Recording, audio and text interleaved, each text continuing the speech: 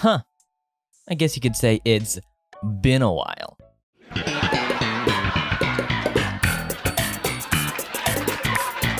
Wait, stop, don't exit the video.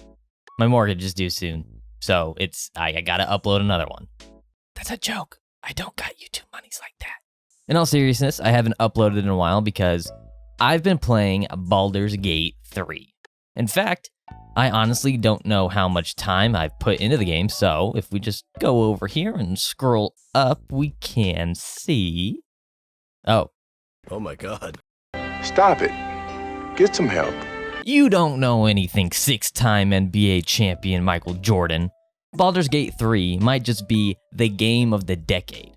And if you haven't played BG3 yet, stop what you're doing right now, pause this video, but like it first so that you can come back to it later in your YouTube sidebar and go play Baldur's Gate 3. And I don't want to hear, Jack, I don't like RPGs. Or, Dungeons and Dragons? That's a boring nerd game for nerds. I gotta go shoot stuff. shut up. All of you just shut up. You're wrong and stupid. What am I doing with my life? So I've been playing BG3 a lot. I haven't beaten the game yet, but I have played enough to know what I'm doing now. So I decided that this is the perfect time to make a video with a new playthrough. With a challenge, of course. I mean, you know me, your boy loves a challenge. And no, that challenge won't be to beat the game on the hardest difficulty or get 100%. I want to get this achievement, Punch Drunk. Defeat 20 opponents while a party character is drunk in a single playthrough. To compound this goal, I'm also going to play a pacifist run, in open parentheses there. What I mean by this is that I'm going to do everything in my power to make sure that my character doesn't kill anyone. I'll be trying to charm, deceive, intimidate, and persuade my way out of every confrontation, and won't place a melee weapon or a ranged weapon on my character for the entire playthrough. I'll leave the dirty work of dispatching enemies in battle to my companions. Also, I've gone ahead and downloaded some mods for this playthrough. For those of you who are worried, you don't have to be. These mods I use won't affect the core gameplay experience that you would have in vanilla Baldur's Gate 3. Every single mod is for aesthetic purposes and will be linked in the description below. So, with that preface out of the way, this video will contain spoilers to Baldur's Gate 3. And I'm being serious right now. I've got my serious voice on, if you can't tell. If you have not played Baldur's Gate 3 yet, please, please, please, please, please stop watching and play it. I would be royally pissed if I watched this video before playing even a single second of Baldur's Gate 3. It's that f***ing good. This is your final warning. I'm not going to say it again. I'm not. So let's start creating our character. I've decided that a half-elf bard would be the best way to go with this pacifist run, as they have a whole lot of support spells and increased mobility to best assist our bloodthirsty companions. I've named and modeled our character after Manuela from Fire Emblem Three Houses because, according to internet icon Brian David Gilbert, Manuela is constantly drinking and flirting and just being a hot mess, and I love her for it. And if you ask me, that sounds like a perfect fit for our hopes and dreams as a punch-drunk, charismatic heroine. We awake on some weird flying snail ship called a nautiloid, and instantly fail our first dice throw. Let's hope this doesn't become a theme. It totally becomes a theme. We traverse up to some man who has half of his brain sticking out, and, you guessed it, fail the dice roll to end his suffering. After our botched brain removal, we encounter our first companion, 𝐲𝐿. We convince her not to kill us, and so we take her up to the Brain Man, where she succeeds at taking out the brain. We successfully defeat a gang of imps and mind-controlled abductees before meeting companion number 2, Shadowheart. In the helm, we take care of all the small guys, force this devil-looking dude to drop his cool-ass sword, pick it up, drop some explosives at his feet, then light the spark to kill him. By the way, you don't have to do this. It's just an achievement that I wanted to get. But yeah, all you really have to do is go up to this weird control mechanism thing and interact with it. As an nautiloid crashes to the surface, we share a brief moment with this tentacle man. Come on, baby. Anyway, we're knocked out by a piece of flying shrapnel, and we're flung from the ship, hurtling to the ground, as some unsavory watchers-on seem to enjoy the sight of us falling to our death. Miraculously, we survive the fall and wake up on a beach next to a crash site of the Nautiloid. We take our first level up and take the Disguise Self spell. Further ahead, we find a unconscious Shadow Heart, and together we set out on our adventure. We take out some creepy brain boys that survived the crash, then run into everyone's favorite silver-haired rogue, Astarion. And of course, we decide to team up. Since we can't kill people ourselves, we're going to need all the help that we can get. By the way, he totally didn't try to kill us a couple seconds ago, by the way, just a little side note. While running around the wreckage, we cross paths with another squiddy boy. Maybe it's even the ones that we locked eyes with earlier. He didn't have our permission to assault us with his gaze, so we kick his teeth in. Just outside the crash region, we spot a hand sticking out of a purple void. We dap him up real quick, then fail both of our skill checks to assist him. We successfully persuade some bandits to scurry away from a church, and then stumble upon a trapped 𝐲𝐿. We use our silver tongue to convince her captors to shoot her down, so we can all dispatch her. But then we pull the Uno reverse card and put them out of their misery for capturing our comrade. 𝐲𝐿 rejoins the party, and then we get caught up in a large firefight with some goblin aggressors. After a good long battle, we come out on top and persuade the two testosterone junkies to cool their tops before they kill each other. The warlock who assisted us in battle, Will, joins our party as he's hunting down a devil. Sounds like a party to me, baby. He has a stone eye, and that really creeps me out, though. It's just, ugh. After that, we dare a guard to shoot us or let go of the goblin they captured. Surprise, surprise, they don't shoot us, and we successfully convince them to let us handle their prisoner. Of course, we pick the lock and free the goblin, which gets us up to level 3. At this level, we get to choose our subclass, and we go for the College of Lore, since all the other subclasses won't help us better support our companions. We also select a new spell, Hold Person, which, you guessed it, holds people. Along with that, we get 3 new proficiencies, so we select Sleight of Hand, Investigation, and Perception. After doing some reconnaissance of the local area, we run into a young tiefling boy who has been lured to the coast by a group of harpies who just have it all hanging out. They really need to, wear a shirt or something. We wear clothes around these parts, feller, so these feathered females have no other option than to meet their maker. Speaking of death, that's what waits for a group of goblins that attempt to stop us from freeing and escorting Sasa, the goblin that we freed earlier from the grove. We deal with those goblins really easily, and Astarion totally didn't die. What you see on the screen is an illusion. After properly freeing Sasa from the grove, we run up on 3 siblings, one of which is on death's doorstep. They mention things called the Absolute, True Souls, and Owl Bears. Those first 2 seem really boring, and I'm here for a good time. But owl bears sound pretty cute. It's just a little owl and a bear. So we head on down to the cave and meet the owl bear, which is not cute. We succeed in our performance check and establish dominance, but as we go to talk to the owl bear again, it decides that it isn't scared anymore and attacks us. After a really fun battle where every single one of our companions totally doesn't die, the owl bear has been vanquished. But all is not well. The baby owl bear that is super cute just lost his mom.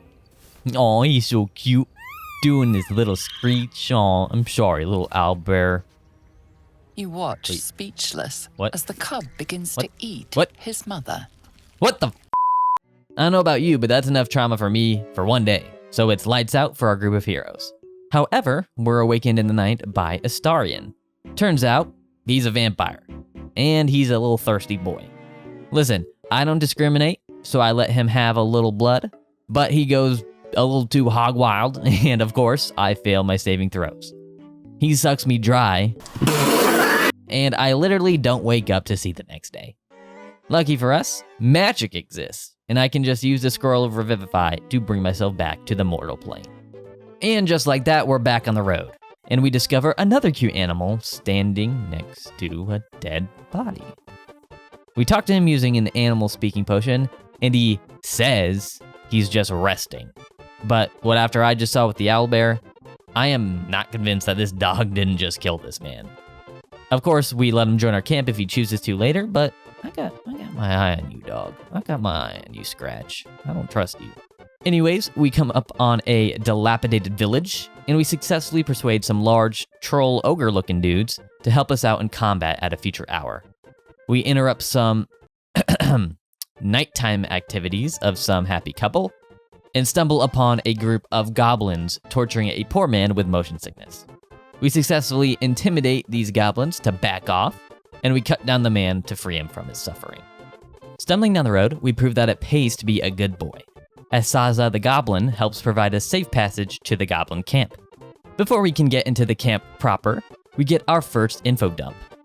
The TLDR of this info is that there's these 3 shadowy figures that are behind the scenes controlling all of the weird, absolute/true soul mumbo jumbo going on, and we got to take them down. That's it, we just gotta beat them. Unfortunately, we're incapacitated on the ground, but the little black box that Shadowheart has on her person protects us from this voice of the absolute, so we're free to go off on our merry way. First, entering the goblin camp, we encounter Volo, a bard who is forced to entertain the goblins through song. We end up outperforming him, and his captor takes their pigeon inside. We eventually convince them to give us the key to open up his cage, and Volo runs free. After that, we decided that it's time to get branded like a common farm animal by a goblin priestess named Gut. I don't know why I did this, but I read on a guide that you should, so I did. The masochism train continues as we meet Abduric, who gives us a nice whipping that Manuela, Shadowheart, and Astarion all seem to enjoy. Don't wear her out entirely, priest. I might have use for her yet. There's no end to the sadism in this place as we convince some torturers to leave their victim alone, and we free him after siphoning all the information we can. We meet Minthara and tell her that we're going to raid the Druid Grove with her. We're not actually gonna do that. I just need to trick her into thinking that we're on her side. Speaking of tricking people, we convince some goblins to let a bear out of its cage, and oops, we commit some war crimes. We kill some goblin children and the prison wardens. Turns out this bear isn't just regular bear, it's the druid Halsin, the head druid that the grove has been missing. He just apparates out of there without giving us any help, so thanks Halsin. Sidebar. Nice. Remember that goblin that we freed from the grove? Well, she's stuck under some thumbs again, so we make sure to free Saza of that burden too. Priestess Gut says she can get the worm out of our brain, but she tries to trick us with sleeping potion. These types of potions don't affect Manuela since she's an experienced drinker, so Gut just attacks us out of nowhere. Lucky for me, I positioned my companions out of her sightline, and we kill her before she can sound the alarm. Since we have the key to the castle, King in the castle. we kill her ogre watchdog and figure out this little puzzle thing that would take us to the Underdark. We don't need to go there just yet, but if you like this video, I might make a part 2 where we do go to the Underdark. But anyways, we freed Halsin earlier, so we run back to the grove to see if he's returned, only to interrupt the new head druid, Kaga, from making the same mistake I made, and killing a small child. That doesn't seem like something a druid should be doing, so we do some exploring, meet a very nice old lady, reach level 4, and select the Blade Ward cantrip, the blindness spell, and the charisma ability improvement feat, beat some baddies, and discover that Kaga is in league with the Shadow Druids. With this new information, we run back over to the grove and meet these Shadow Druids, who really should be wearing less revealing clothing. Everybody in this game just needs to put on a t-shirt or something. Anyway, we convince Kaga to return to the light. Side note, we really do have the silver tongue in convincing people to just stop being bad. It's like Naruto, honestly, and everyone in this world just really wants friends. Anyways, we dispatch those bad guys real quick and decide it's time to go night-night. That evening, 𝐲𝐿 also decides it's time for us to go night-night, but permanently. And for the 8th time this video, it seems, we talk someone out of killing us. So we end up going to sleep. Unfortunately, there's no respite for us even in our dreams as we meet a dream visitor who lets us know that they're protecting us from the worm in our brains. Thanks, dream visitor lady, for making sure that we don't get turned into a squid. That morning, the goblins are waiting outside the footsteps of the Druid Grove. They'll never see this coming, baby. Bada bing, bada boom. With our expertly placed exploding barrels, the Druid Grove is saved. We spend the evening partying, drinking, macking on Will, getting rejected by Astarion, I have standards. and having a merry old time. We also added Karlach to the party. I completely forgot to include that in my script. Here she is, having a good old time. As the sun rises, we successfully persuade Halsin to join the group and learn that Astarion rejected us for 𝐲𝐵 of all people. I may even avail myself of his talents again.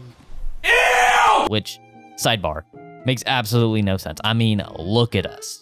You can't tell me that he doesn't want to get all up into this. Take this for a ride. His loss. Anyway, now that we have a slightly drunken stupor that hasn't worn off yet, we finally head down to the abandoned church and bop the heads of a couple tomb raiders. We dismember some skelly boys, lacerate some goblin guards, and cut short a meeting of the goblin alcoholics with their untimely demise. All by being drunk, by the way. Moving further north, we discover a ghastly scene of a burning villa. After attempting to be the marching band for these soldiers attempting to break the door down, we decide enough is enough. They're taking way too long, and we break it down ourselves and save this old lady, I think she's old at least, from a fiery death. After hearing a commotion in one of these storage houses, we successfully talk our way into this carved out cave where we pay way too much money to free this man from his indentured servitude.